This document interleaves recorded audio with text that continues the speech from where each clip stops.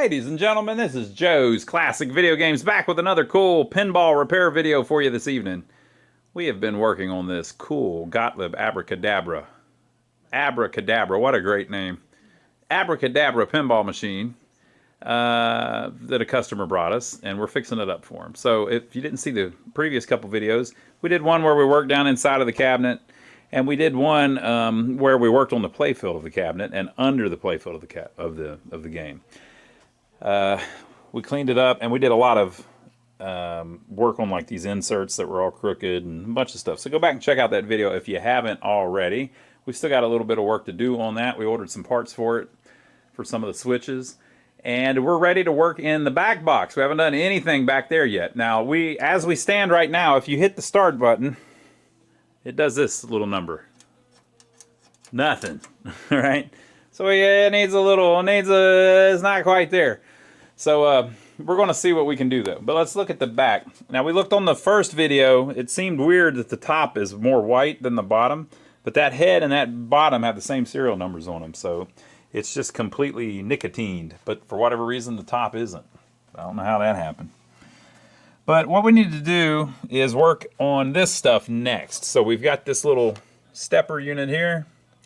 We've got the half moon credit unit, I believe they call that.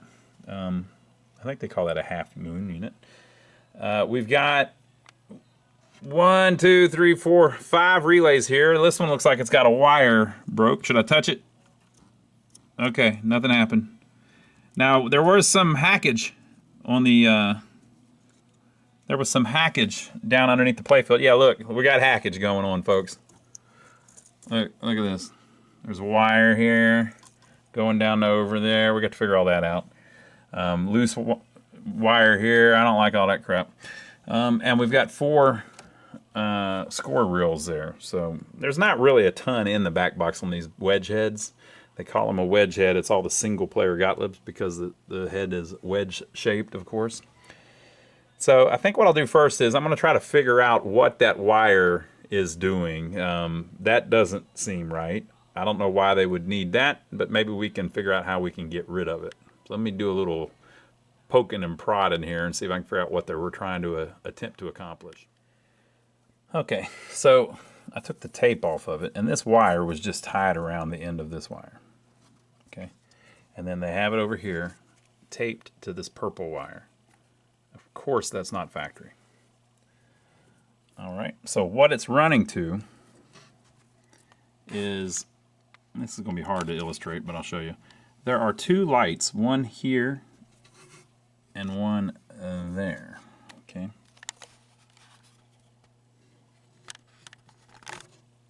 So you're looking at them right there.